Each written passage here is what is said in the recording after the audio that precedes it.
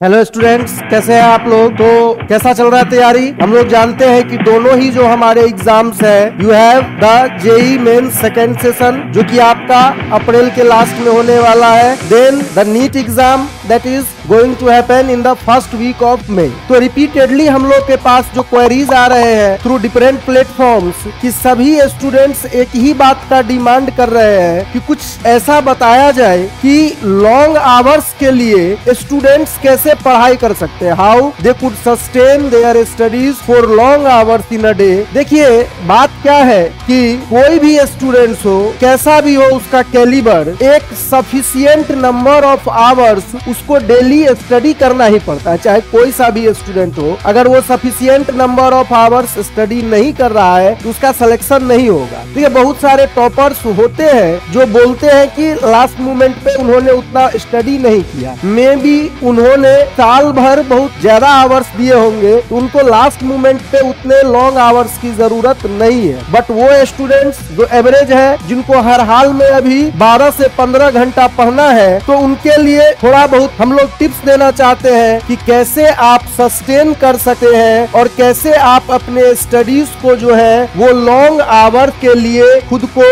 तैयार कर सकते हैं। देखिए सारा का सारा जो गेम है वो गेम किस बात का है, सारा का सारा गेम है सेक्रीफाइस का। देखिए कौन कितना सेक्रीफाइस कर पाता है उसी आधार पे तय होगा कि किसका सिलेक्शन होना है और किसका सिलेक्शन नहीं होना है। देखो अगर लाइफ को अगर आप देखें तो लाइफ में जो सेक्रीफाइसेस होते हैं वो दो कैटेगरी में आता है। पहला सेक्रीफाइस जो होता है वो होता है सेल्फ सेक्रीफाइस, कि सेक्रीफाइस दो ही लोगों के लिए किया जाता है, बाकी कोई अगर आपको बोल रहा है कि मैंने तुम्हारे लिए सेक्रीफाइस किया तो झूठ बोल रहा है। एक सेक्रीफाइस आदमी सेल्फ के लिए करता है और दूसरा सेक्रीफाइस रिलेशन होता है क्या, दूसरा सेक्रीफाइस रिलेशन होता है पेरेंट्स का, कि एक आपके पेरेंट्स आपके लिए सेक्रीफाइस कर रहे हैं या तो आप खुद के लिए सेक्रीफाइस कर रहे हो। तीसरा कोई सा भी रिलेशन है वो विन विन का रिलेशन है। जिसको आप दोस्त कह रहे हो कि मेरा बहुत अच्छा दोस्त है, वो इसीलिए बहुत अच्छा दोस्त है कि कुछ काम आप उसके कर दे रहे हो तो आपका कुछ काम वो कर दे रहा है। तो ये जो 15 आवर्स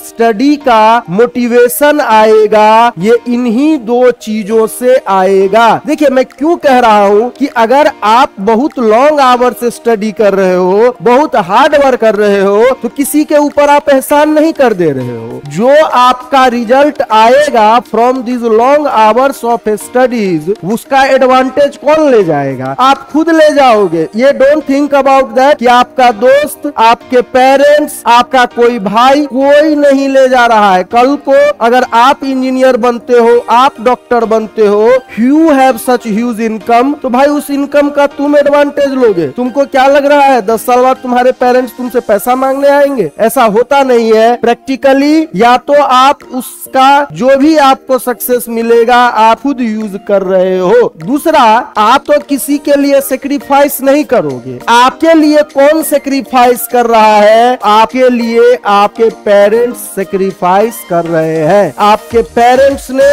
अपने बहुत सारे जरूरतों पे कंप्रोमाइज करके आपके स्टडी का अरेंजमेंट किया है। नाउ इट्स योर रिस्पॉन्सिबिलिटी, ये आपकी रिस्पॉन्सिबिलिटी है कि आप उसको क्या करे, पे बैक करे, कि आप उनको वापस करे सक्सेस के फॉर्म में। ये मत सोचो कि तुम्हारे पेरेंट को अगर तुम सक्सेस होते हो तो एडवांटेज है, उनको कोई एडवांटेज नहीं है। बस उनको आप इस बात की खुशी दे सकते हो कि उन्होंने जो मेहनत किया आपके पीछे, आपने उस मेहनत को बर्बाद नहीं होने दिया। पहला मोटिवेशन आपको आना चाहिए, सुबह उठते हो सबसे पहले क्या करो, अपने पेरेंट्स के फेस को इमेजिन करो। सुबह उठते ही सबसे पहले अपने पेरेंट के फेस को याद करो और सोचो कि जिस दिन तुम्हारा जेई में सिलेक्शन होगा, जिस दिन तुम्हारी एनआईटी या आईआईटी में काउंसलिंग से सीट मिलेगा, उस दिन तुम्हारे पेरेंट्स के चेहरे पे क्या खुशी होगी। उस खुशी को ढूंढो, सर्च फॉर दैट हैप्पीनेस कि उस दिन आपके पेरेंट्स कितने खुश होंगे। जिस दिन आपका नीट में रैंक निकलेगा,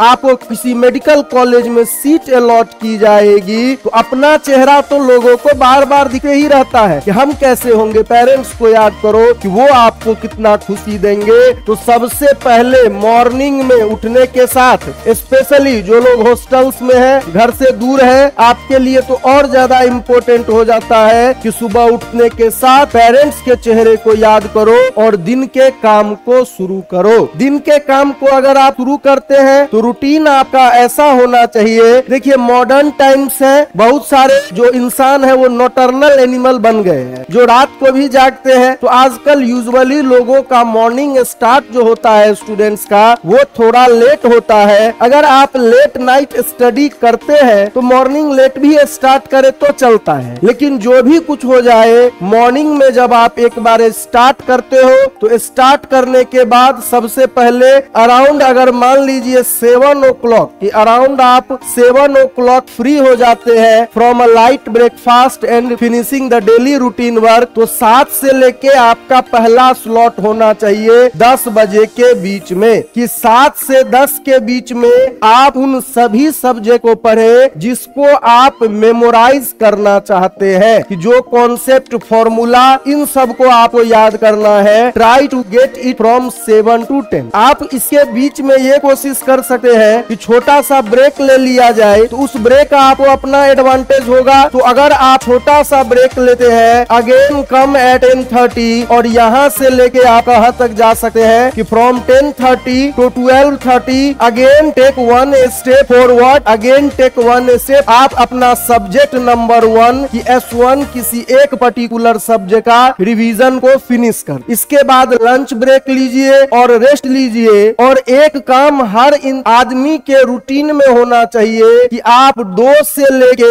5 PM के बीच में 1 टेस्ट एवरी डे अपीयर करेंगे, कि एक टेस्ट को हर दिन देना ही है। अब जो एग्जाम जितना पास है, अगर उसके हिसाब से चलते हैं तो एक टेस्ट जो है वो आपकी ओर से रोज आना चाहिए। अगेन 5 बजे अगर आप टेस्ट फिनिश करते हैं, एक रिफ्रेशमेंट लीजिए और उस रिफ्रेशमेंट के बाद again you make a study tour from 6 to कितना 6 to 9। एक बार और आप स्टडी कीजिए और अपने कौन से को, अपने S2 को यहाँ पे प्लेस दीजिए। सब्जेक्ट नंबर 2 का रिवीजन, जो आपका अनफिनिश टॉपिक है, उसको आप यहाँ पे क्या कीजिए, से कीजिए। एक बार आपका ये काम हो गया, again you take a break for the dinner and in the last round 10 to 12 यहाँ आप एक सब्जेक्ट को रखिए और इसके साथ आपका क्या कीजिए, डेली का जो आपका सब्जेक्ट 3 है, इसको फिनिश कीजिए इस स्लॉट पे। देखिए जहां तक स्टडी आवर्स का बात है, जब आप एग्जाम के इतना क्लोज हो तो माना ये जाता है स्टडी 24 आवर्स चलनी चाहिए। आप स्टडी पर से उठिए, जाके थोड़ा टहल लो, स्टडी पर से उठो, जाके किसी से आधा घंटा बात कर लो, स्टडी पर से उठो, जाके खाना खा लो, स्टडी पर से उठो, जाके सो जाओ। ये जो जिसको हम लोग बोलते हैं यज्ञ तरीके से चलना चाहिए, क्योंकि इस जो आपका ये जो टाइम है, इस टाइम के दौरान रिवीजन बहुत ही इम्पोर्टेंट है। देखिए जितना इम्पोर्टेंट ये है, थ्रू आउट द ईयर आपने कितना स्टडी किया, उतना ही इम्पोर्टेंट ये है कि लास्ट 2 मंथ में आप कितना रिवाइज कर पाए हो। अगर लास्ट 2 मंथ में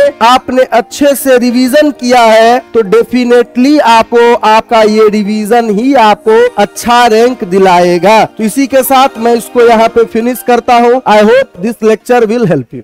थैंक यू।